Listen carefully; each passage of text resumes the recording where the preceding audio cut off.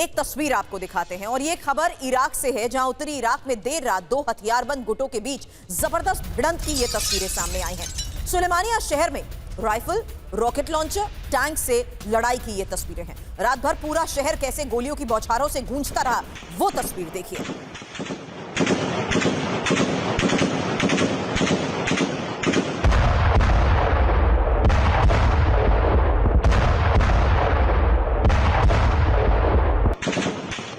जो मंजर युद्ध के मैदान में होता है, वैसा ही मंजर उत्तरी इराक के सुलेमानिया शहर में नजर आ रहा है। घंटों तक दो गुट आपस में भिड़ते रहे।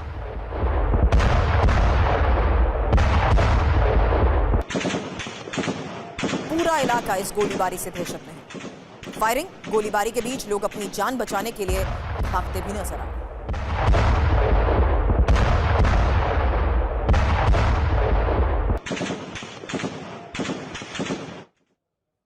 दरअसल लाहौर शेख जंगी नाम के कुर्द नेता एक होटल में गए थे, लेकिन उनके विरोधी गुट ने होटल को चारों तरफ से घेर लिया और भीषण गोलीबारी शुरू कर दी।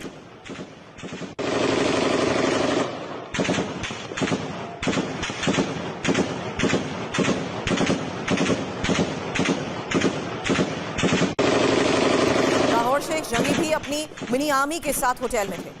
जब उन पर हमला हुआ तो उन्होंने भी जवाबी फायरिंग शुरू कर दी और कई घंटों तक इलाके में युद्ध जैसा माहौल रहा।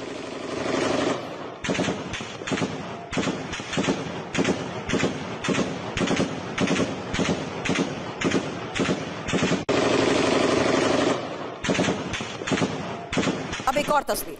लाहौर शेख जंगी का विरोधी गुट भारी हथियारों और टैंक के साथ मौके पर पहुंचा था। जब यह कंफर्म हो गया कि होटल के अंदर लाहौर शेख जंगी मौजूद है, तो पूरे होटल को उड़ाने की प्लानिंग हुई। पहले राइफल और छोटे हथियारों से हमले हुए। बाद में जब दूसरी तरफ से भी फायरिंग होने लगी, तो फिर रॉकेट लॉन्चर और टैंक का कैसे इस्तेमाल हुआ, ये देखिए।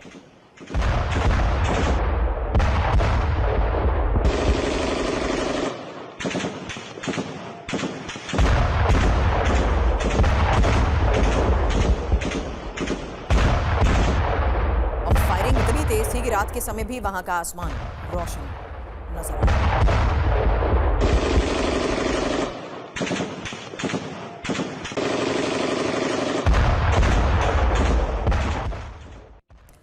आपको बता दें, लाहौर शेख जंगी एक वॉरलॉर्ड है जो इराक के कुर्दिस्तान में प्रभावी हैं और लाहौर शेख जंगी पैट्रियोटिक यूनियन ऑफ कुर्दिस्तान नाम का गुट चलाते हैं। लाहौर शेख जंगी की सबसे बड़ी दुश्मनी मसूद बरजानी के परिवार और उनकी पार्टी कुर्दिस्तान डेमोक्रेटिक पार्टी से रही है और शेख जंगी और बरजानी परिवार दशकों से कुर्द राजनीति में एक दूसरे के खिलाफ है। 1990 के दशक में दोनों गुटों में सीधा सशस्त्र संघर्ष भी हुआ, हालांकि बाद में समझौते हुए, लेकिन सियासी रंजिश अभी भी जारी है। देर रात जो गन फाइट हुई, वो हाल के साल में सबसे बड़ी गोलीबारी थी।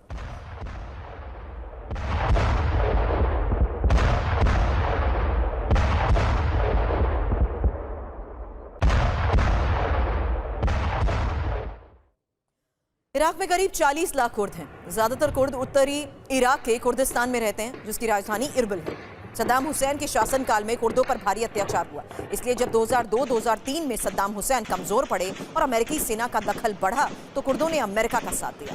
कई कुर्द नेताओं ने अपनी सेना बनाई और इराकी सेना के खिलाफ जंग लड़ी। कुर्द गुटों के बीच आपस में ही वर्चस्व की लड़ाई है। देर रात सुलेमानिया शहर में जो हुआ, वो वर्चस्व की जंग का ही हिस्सा था।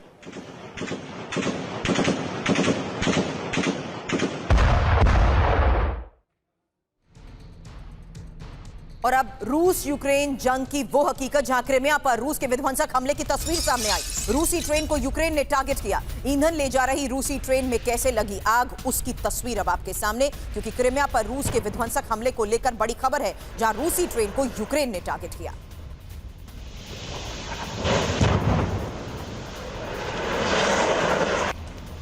और यूक्रेन पर रूस के बारूदी प्रहार की अगली खबर, जहां यूक्रेन के सैन्य ठिकानों पर ड्रोन अटैक की तस्वीर सामने आई। रूस ने KS-39 मिसाइल से इस हमले को अंजाम दिया है।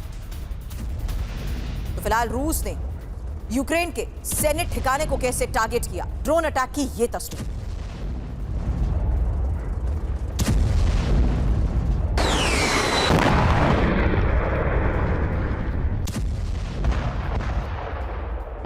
खबर रूसी सेना की बड़ी जंगी तैयारी को लेकर, जहां प्रशांत बेड़े ने शक्ति प्रदर्शन किया है और क्रूज मिसाइलों से टारगेट को कैसे तबाह किया, उसकी तस्वीर। नकली दुश्मन को मार गिराने की ये वॉर ड्रिल।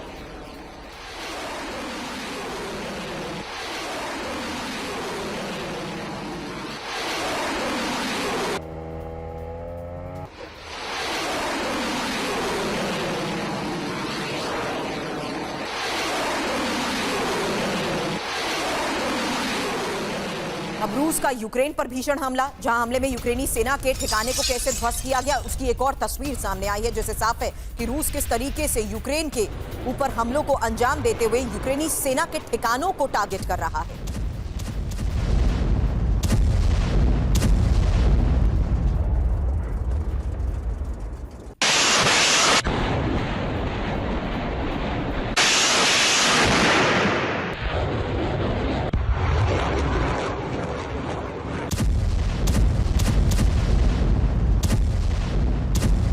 और क्रीमिया पर यूक्रेन का हमला नाकाम। एक और बड़ी खबर है, जहां रूस ने यूक्रेनी यूएवी को टारगेट किया। कैसे इसे मार गिराया, ये देखिए तस्वीर। और अब बड़ी खबर, क्योंकि रूस यूक्रेन युद्ध में नया मोड़ आया, जहां पश्चिमी यूक्रेन के मुखाशेवों पर रूस के बड़े हमले को लेकर खबर है और रूस ने अमेरिकी कंपनी को निशाना बनाया। रूस ने मिसाइल के जरिए अमेरिकी कंपनी पर कैसे हमले को अंजाम दिया, उसके बाद की यह तस्वीर है, जिससे साफ है कि कैसे इस पूरी अमेरिकी कंपनी को टारगेट कर उड़ा दिया गया। और यह पश्चिमी यूक्रेन के मुखाशेवों पर रूस का वो बड़ा हमला है, जिससे साफ है कि कैसे रूस ने अब अमेरिकी कंपनी को निशाना बनाया। बड़ी खबर यही है कि रूस ने मिसाइल के जरिए अमेरिकी कंपनी पर हमला किया। इस हमले में फेलिक्स नाम की अमेरिकी कंपनी तबाह हुई है और हमले में एक की मौत जबकि 23 लोग घायल हुए हैं। अमेरिकी कंपनी में 2600 लोग काम करते हैं और रूस ने कैसे अमेरिकी कंपनी को टारगेट करते हुए पूरी तरह ध्वस्त कर दिया, उसी की ये तस्वीर, जहां फेलिक्स नाम की अमेरिकी कंपनी को तबाह कर दिया गया। तो अमेरिकी कंपनी पर रूस का हमला और ट्रंप का जेलेंस्की को हमले का आदेश, क्योंकि अमेरिकी फैक्ट्री पर रूसी हमले से ट्रंप बेहद नाराज हैं और सोशल मीडिया साइट ट्रूथ पर लिखा कि रूस पर हमले की तैयारी करें। रूस पर हमला किए बिना यूक्रेन के लिए युद्ध जीतना असंभव।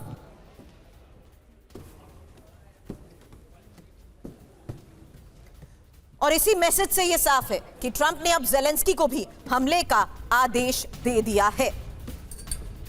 फिलहाल एक इंफॉर्मेशन आपके सामने रखते हैं, जिससे साफ है कि कैसे अमेरिकी कंपनी पर रूस ने इस हमले को अंजाम दिया और युद्ध अब और भड़केगा, क्योंकि रूसी हमले से डोनाल्ड ट्रंप बेहद खफा है और ट्रंप ने यूक्रेन को रूस पर हमले का इशारा किया है। कुछ दिन में रूस पर बड़ा हमला हो सकता है, अमेरिकी हथियारों का इस्तेमाल कर सकता है यूक्रेन। अब शांति वार्ता पर जाहिर सी बात है इसका बड़ा असर, क्योंकि एक बहुत बड़ा सवाल, फैक्ट्री पर हमले को ट्रंप ने प्रतिष्ठा का सवाल बनाया। शांति वार्ता से दूर हो सकता है अमेरिका, ये नेटो देश की तरफ से कहा गया। लेकिन अब ज़ेपोरिज़िया पर यूक्रेन के बड़े हमले की तस्वीर आपके सामने, जहां देखिए किस तरीके से रूस के सैन्य ठिकानों को टारगेट किया गया है और जिस तरीके से अलग अलग इलाकों पर हमलों को अंजाम दिया जा रहा है। फिलहाल ये अगली बड़ी खबर अब आपके सामने, जहां ज़ेपोरिज़िया पर यूक्रेन का ये बहुत बड़ा हमला है और रूस के सैन्य ठिकानों पर टारगेट को अंजाम दिया गया। ये खबर है ड्रोन हमले में रूसी S-300 डिफेंस सिस्टम को कैसे तबाह किया गया।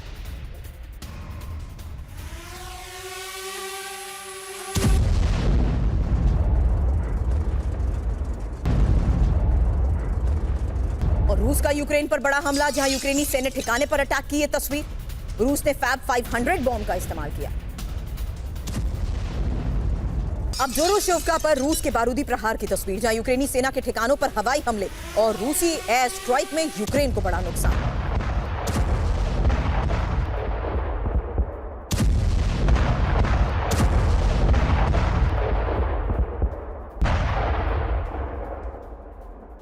और मलेशिया में फाइटर जेट में लगी आग। एक बड़ी खबर, रनवे से उड़ान भरते ही F-18 हार्नेट क्रैश हुआ, अमेरिकी लड़ाकू विमान में आग लगी। और इस वक्त की एक और बड़ी खबर है, और ये रूस यूक्रेन वार्ता में ट्रंप का यू टर्न। बड़ी खबर, जहां पुतिन और जेलेंस्की के बीच नहीं कराएंगे सुलह, जंग में सीधे हस्तक्षेप करने से पीछे हटे। द गार्जियन की रिपोर्ट में इसको लेकर क्या बड़ा दावा किया गया, क्योंकि पहले द्विपक्षीय वार्ता की बात कही थी। तो फिलहाल इस रिपोर्ट में क्या बड़े दावे किए गए हैं, खबर क्या है, ट्रंप का यू टर्न, यूक्रेन भस्म। दावा क्या है, रूस यूक्रेन के बीच शांति वार्ता से पीछे हटे ट्रंप, शांति वार्ता में सीधे हस्तक्षेप ना करने का फैसला। बड़ी खबर यह कि अगले चरण की वार्ता में शामिल ना होने की ये रणनीति और यूएस की मध्यस्थता के बिना पुतिन और जेलेंस्की मिले। हालांकि ट्रंप ने कहा है, देखना चाहता हूं पुतिन और जेलेंस्की की मीटिंग में होता क्या है। बड़ी बात यही है कि पुतिन और जेलेंस्की की बैठक होगी या नहीं, ये अभी भी अनिश्चित है। लावरोव कह चुके हैं, पुतिन जेलेंस्की से नहीं मिलेंगे। एक और इंफॉर्मेशन, क्योंकि ट्रंप के बदले रुख से उनकी हार के दावे भी किए जा रहे हैं। ऐसा क्यों? 10 सबूत अब आपके सामने, जहां यूक्रेन पर ट्रंप की शिकस्त। पहला सबूत, पुतिन जेलेंस्की शिखर सम्मेलन संभव नहीं। दूसरी बड़ी बात, रूस ने कहा पुतिन जेलेंस्की की मुलाकात नहीं होगी। तीसरी बड़ी बात, शांति वार्ता से पीछे हट रहे हैं ट्रंप। चौथी बड़ी बात, जहां यूक्रेन को सीधी मदद देने की बजाय यूरोप को हथियार। पांचवी महत्वपूर्ण बात, जहां यूक्रेन में अमेरिकी सेना भेजने से भी इनकार और ट्रंप के सामने पुतिन अपनी शर्तों पर अड़े रहे। लावरोव ने कहा पुतिन ट्रंप के बहकावे में नहीं आएंगे। यूक्रेन को रूस के खिलाफ हमले के लिए उकसा रहे हैं। रूस ने यूक्रेन में अमेरिकी ठिकानों को निशाना बनाया और रूस से तेल खरीदने वाले देशों पर टैरिफ लगाया। अब आसमान में ताइवान की मिसाइल में धमाका। एक और बड़ी खबर आपको बता दें, जहां हवा में फटी PAC-2 पेट्रियट मिसाइल और लॉन्च होने के कुछ ही सेकंड बाद धमाके की यह तस्वीर देखिए। दक्षिण लेबनान में इजराइल के भीषण हमले को लेकर खबर। IDF ने हिजबुल्लाह के ठिकानों को टारगेट किया। इजरायली हमले में कई इमारतें ध्वस्त हुई। और अब रूस यूक्रेन शांति वार्ता पर एक और बड़ी खबर है, क्योंकि अब अमेरिका इसको लेकर इंफॉर्मेशन शेयर नहीं करेगा। खबर क्या है? शांति वार्ता पर अमेरिका जानकारी शेयर नहीं करेगा। सहयोगी देशों को कोई जानकारी साझा नहीं की जाएगी। CBS न्यूज के हवाले से क्या खबर और क्या दावे, यही इंफॉर्मेशन आपके सामने, क्योंकि रूस यूक्रेन में शांति नहीं संघर्ष होगा। खबर क्या है, पहले यह जानिए। अमेरिका वार्ता पर कोई जानकारी साझा नहीं करेगा। फाइव आइज देशों को जानकारियां नहीं दी जाएंगी। अहम खुफिया जानकारियां भी नहीं दी जाएंगी। हालांकि 5 आशंकाएं क्या हैं, क्योंकि अमेरिका ने अपना मन बदल लिया है, मध्यस्थता से पीछे हट सकता है और रूसी रवैये से भी ट्रंप खुश नहीं है। पुतिन को अमेरिकी शर्त नामंजूर और शांति में यूएस को अपना हित नजर नहीं आ रहा है। अब रूसी एयरफोर्स की ताकत में कैसे कई गुना इजाफा हुआ, इसको लेकर भी एक बड़ी खबर है। Su-35S का नया बैच वायुसेना में शामिल और रूस का advance multi role fighter jet Su-35S है। बैच में कितने Su-35S, इसका अंदाजा नहीं, लेकिन Su-35S के नए बैच का इस्तेमाल यूक्रेन के खिलाफ संभव है। तो इस बैच के शामिल होने से साफ है कि अब यूक्रेन के खिलाफ इसका इस्तेमाल हो सकता है।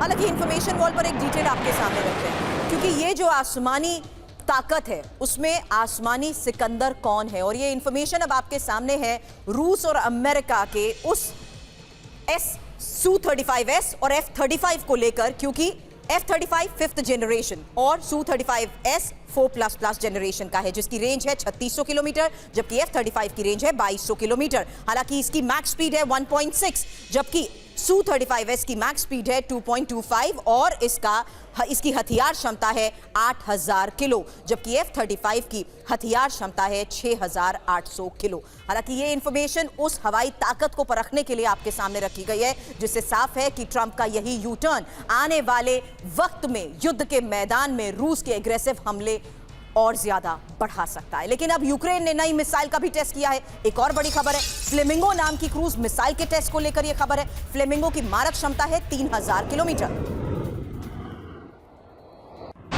कुछ दिन पहले ही हमने आपको वो तस्वीर दिखाई थी और ये खबर आपको बताई थी कि कैसे फ्लेमिंगो का बड़े पैमाने पर प्रोडक्शन शुरू हो चुका है। आज ये वीडियो आपके सामने है, क्योंकि यूक्रेन ने नई मिसाइल का टेस्ट किया है और फ्लेमिंगो नाम की क्रूज मिसाइल के टेस्ट को लेकर खबर ये, जिसकी मारक क्षमता 3000 किलोमीटर है।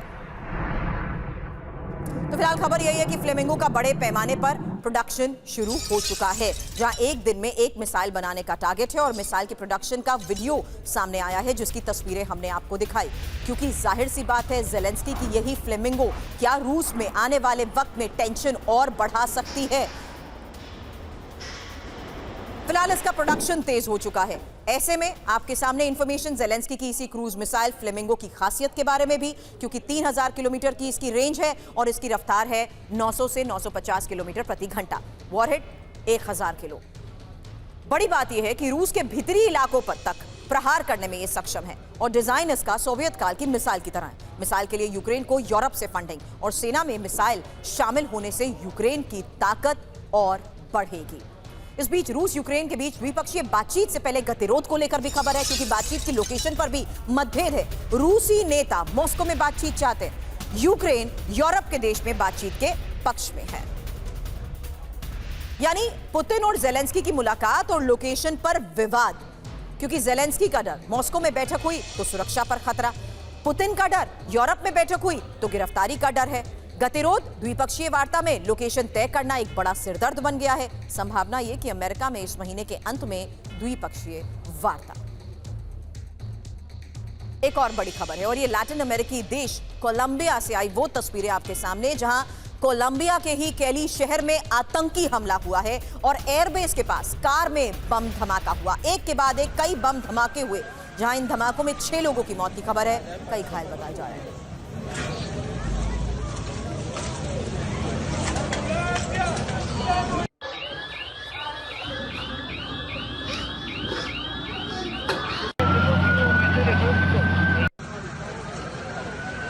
धमाकों के बाद कई इमारतों में लगी आग की ये तस्वीर देखिए। कैली में एयरबेस के पास चीख पुकार मच गई, लोगों को सुरक्षित जगह पहुंचाया गया।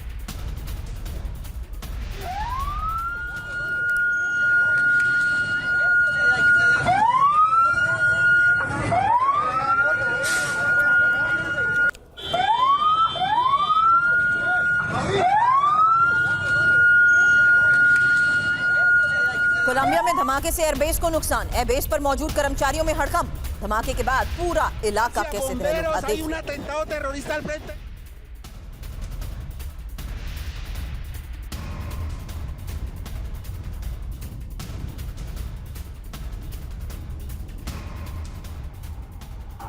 एयरबेस के पास ब्लास्ट, लेकिन कोलंबिया में बॉम्ब धमाकों के बाद अलर्ट, एयरबेस के आसपास सुरक्षा बढ़ाई गई।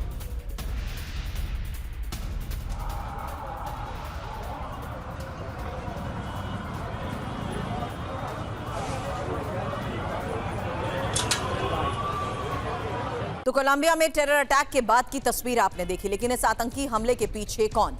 नशे के सौदागरों पर आतंकी हमले का आरोप। पिछले कुछ दिनों से नशे की तस्करी पर सख्ती और सरकार की इसी सख्ती से बौखलाए नशे के सौदागर। हालांकि सबक सिखाने के लिए आतंकी हमले को अंजाम दिया गया। आगे बढ़ते हैं। डोनाल्ड ट्रंप का एक और झूठ बेनकाब हुआ है। भारत में चुनाव के लिए अमेरिका से नहीं मिला कोई फंड। ट्रंप ने भारत को 182 करोड़ रुपए मिलने का दावा किया था और अमेरिकी दूतावास ने ट्रंप के दावे को गलत बताया है। अमेरिकी राष्ट्रपति डोनाल्ड ट्रंप ने फरवरी में यह दावा किया था कि अमेरिकी एजेंसी USAID ने भारत में वोटिंग बढ़ाने के लिए 182 करोड़ रुपए दिए, लेकिन अब ये दावा झूठा निकला है। ट्रंप के बयान के बाद विदेश मंत्रालय ने दिल्ली में अमेरिकी दूतावास से पिछले 10 साल का ब्यौरा मांगा था। अमेरिकी दूतावास ने यह साफ कहा कि उन्हें ऐसा कोई फंड ना तो मिला और ना ही उन्होंने किसी को दिया, यानी ट्रंप ने झूठ बोला था।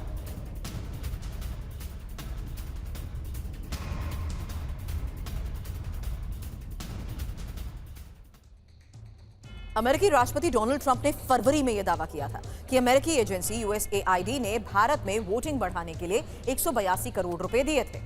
उसी दौरान ट्रंप ने मोल्दोवा और बांग्लादेश को भी राजनीतिक प्रक्रिया बेहतर करने के लिए फंड मिलने का दावा किया था। ट्रंप ने अगले कुछ दिनों तक फंडिंग के दावे को कई बार दोहराया भी, लेकिन ट्रंप के ज्यादातर दावों की तरह भारत को वोटर टर्नआउट बढ़ाने के लिए USAID के जरिए फंड देने वाला दावा भी झूठा निकला। ट्रंप के झूठ को अमेरिकी दूतावास ने ही बेनकाब कर दिया और भारतीय विदेश मंत्रालय को दी गई जानकारी में अमेरिकी दूतावास ने यह साफ कहा कि भारत में वोटर टर्नआउट बढ़ाने के लिए कोई फंड जारी नहीं किया गया। अब इंफॉर्मेशन वॉल का भी रुख करेंगे, क्योंकि विदेश मंत्रालय को दी गई जानकारी में अमेरिकी दूतावास ने यह भी बताया कि 2014 से 2024 के बीच USAID के जरिए भारत में 397 करोड़ रुपए आए। अब बड़ी बात यह है कि ये पैसे किसे मिले और कहां खर्च हुए, यही इंफॉर्मेशन अब आपके सामने है, क्योंकि 2021 से 2024 तक को देखते हुए ये इंफॉर्मेशन बहुत ज्यादा इंपॉर्टेंट है। भारत में पैसे किसे मिला? तिब्बत फंड, तिब्बती धर्मगुरु दलाई लामा और अन्य कार्यक्रमों के लिए ये फंड मिला। 255 करोड़ ये रकम बताई जा रही है और तिब्बतियों की शिक्षा और विकास के लिए ही ये फंड दिया गया। तो ये बड़ी इंफॉर्मेशन उस तमाम फंड को लेकर सामने आ रही है, जहां केयर इंडिया सॉल्यूशन 26 करोड़ गरीब बच्चों में ही लर्निंग स्किल्स बढ़ाने के लिए और पैलेडियम इंटरनेशनल 26 करोड़ जो गरीब परिवारों की हालात को बेहतर करने के लिए ही इस तरीके के फंड का इस्तेमाल करता है। क्योंकि बड़ी बात जो अभी तक सामने आई है उससे साफ है कि किस तरीके से ये फंड दिए गए और कैसे, कहां पर इसका इस्तेमाल हुआ, कौन सी फाउंडेशन को ये पैसा मिला। इसमें प्रथम एजुकेशन फाउंडेशन का नाम भी शामिल है, जिसे 28 करोड़ की रकम दी गई और सार्वजनिक शिक्षा को बेहतर करने के लिए ही ये रकम दी गई है। आगे बढ़ेंगे। आज की एक और बड़ी खबर है और आवारा कुत्तों पर सुप्रीम कोर्ट का ये बड़ा फैसला, क्योंकि पकड़े गए स्वस्थ आवारा कुत्तों को छोड़ा जाएगा और आक्रामक बीमार कुत्ते शेल्टर होम में नहीं रहेंगे। सार्वजनिक जगहों पर कुत्तों को खाना खिलाने पर भी रोक। लोग चाहे तो आवारा कुत्ते गोद भी ले सकते हैं।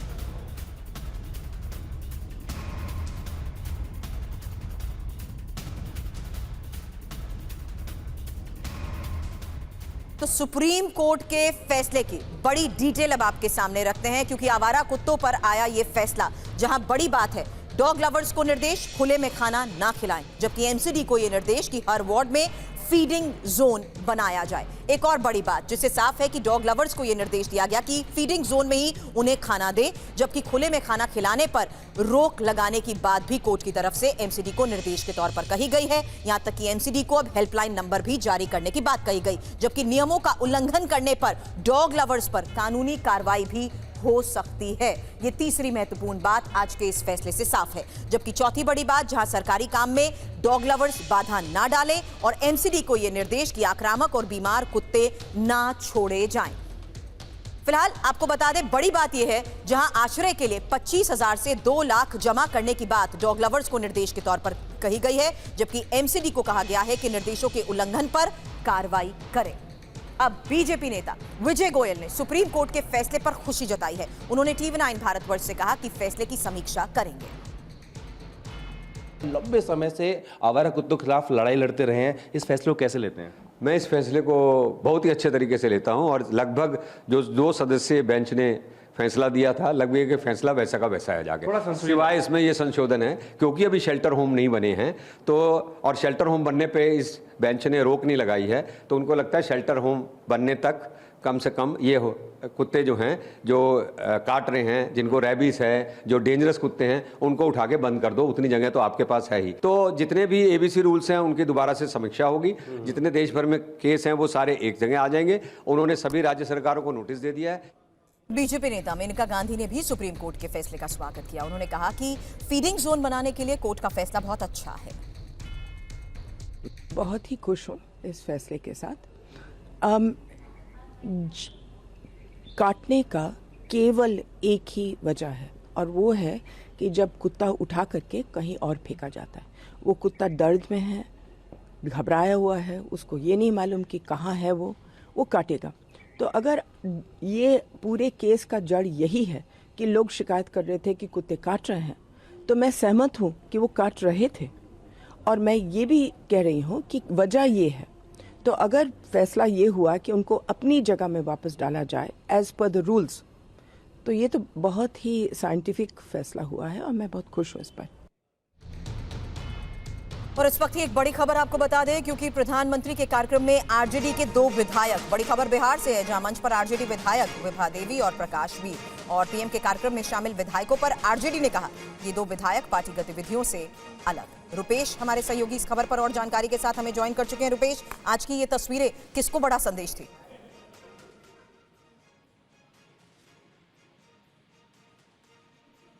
रुपेश, आपको मेरी आवाज मिल रही है? रुपेश तक हमारी आवाज नहीं पहुंच पा रही है, लेकिन फिलहाल आपको बता दें प्रधानमंत्री के कार्यक्रम से आई ये वो तस्वीरें हैं जिसमें आरजेडी को एक बहुत बड़ा संदेश सामने गया और आरजेडी ने भी इन तस्वीरों के सामने आने के बाद विधायकों पर कहा कि ये 2 विधायक पार्टी गतिविधियों से अलग। फिलहाल आप ये जो तस्वीर देख रहे हैं इसमें आपको बता दें कि आज बिहार में प्रधानमंत्री का कार्यक्रम और प्रधानमंत्री के इसी कार्यक्रम के दौरान आरजेडी के ये 2 विधायक नजर आए, जहां मंच पर आरजेडी विधायक विभा देवी और प्रकाश वीर। रुपेश, इन तस्वीरों के साथ क्या बड़ा मैसेज दिया गया?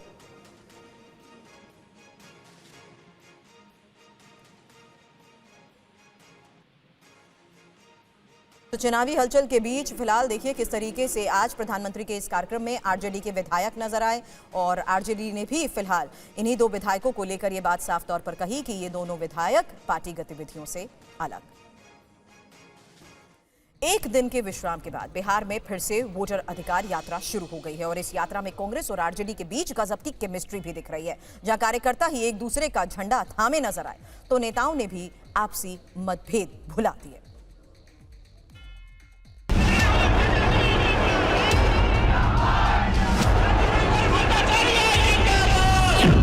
सरकार बनाना है। राहुल गांधी जिंदाबाद, तेजस्वी यादव जिंदाबाद।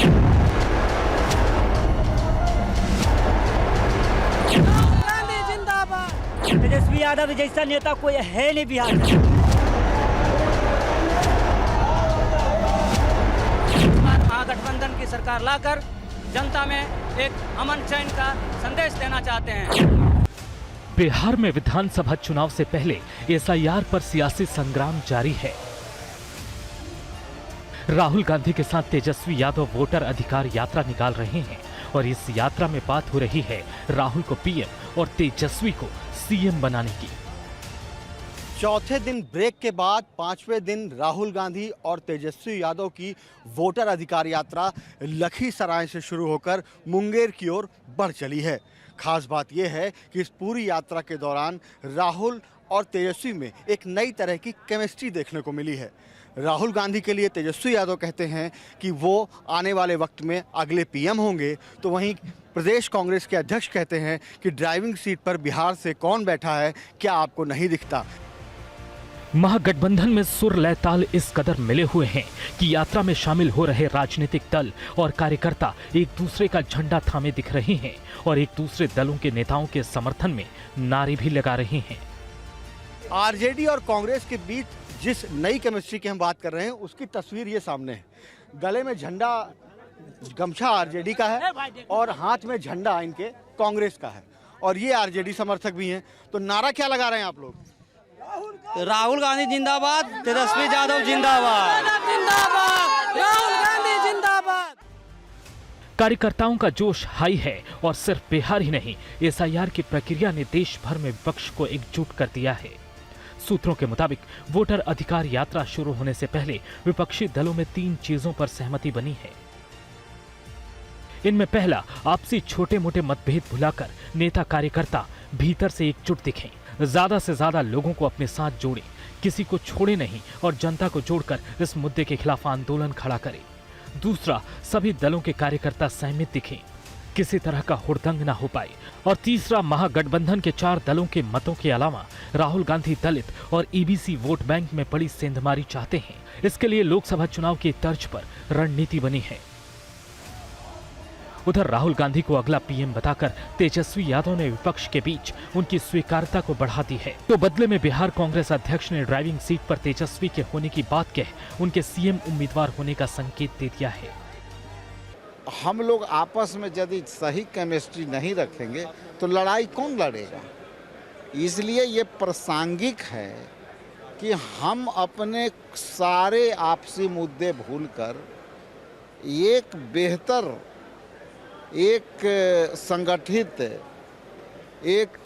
संगठित कार्रवाई, एक संगठित पहुंच के साथ जनता के जनहित के मुद्दों को हम पब्लिक तक पहुंचाएं। राहुल जी और तेजस्वी जी में तालमेल है और आगे भी रहेगी। कांग्रेस पार्टी और गठबंधन के दलों के बीच में अच्छी तालमेल है, पॉजिटिविटी है, हम मिलजुल के लड़ रहे हैं। महागठबंधन के कैंप में राहुल, तेजस्वी, मुकेश सहनी और दीपांकर भट्टाचार्य मिलकर भोजन, चर्चा और विश्राम कर रहे हैं। तो उसी कैंप में तेजस्वी के सबसे करीबी संजय यादव और शक्ति यादव कांग्रेसी नेताओं के साथ प्रेस कॉन्फ्रेंस कर रहे हैं। इनमें वो कन्हैया कुमार भी हैं जो आरजेडी को फूटी आंख नहीं सुहाते। जब 2 नेता जनसंघर्ष को लीड कर रहे हों या 2 पार्टी जनसंघर्ष को लीड कर रही हो और जनता का सहयोग हो, जन समर्थन हो, तो इस तरह का ट्विनिंग आपको देखने को मिलेगा। इस तरह की जो है स्वाभाविक जो है समझदारी और स्वाभाविक जो है एक आदान प्रदान और कार्यकर्ताओं और नेताओं के बीच में जो है एक एकता आपको दिखाई पड़ती है। तो मैं समझता हूँ ये जन संघर्षों की ताकत है, ये जन आंदोलनों की ताकत है। हमारी केमिस्ट्री, फिजिक्स, मैथ्स, अर्थमेटिक सब पहले से भी बेहतर रहा है। कुछ लोगों को दिखता नहीं था, लेकिन आपको बता दूं बिहार देश का सबसे युवा प्रदेश है। बिहार की 65% आबादी युवाओं की आबादी है। जब 2 युवा चल रहे हैं, बिहार के नेता प्रतिपक्ष और लोकसभा में देश के नेता प्रतिपक्ष, तो लोगों में जो ये जन सैलाब, जन समर्थन देख रहे हैं, ये जन विश्वास और जन आस्था है इन नेताओं में। वोटर अधिकार यात्रा में विपक्षी नेता एकता का संदेश दे रहे हैं, लेकिन अभी कई चुनौतियां हैं, कई इम्तिहान हैं। कुमार विक्रांत, TV9 भारतवर्ष।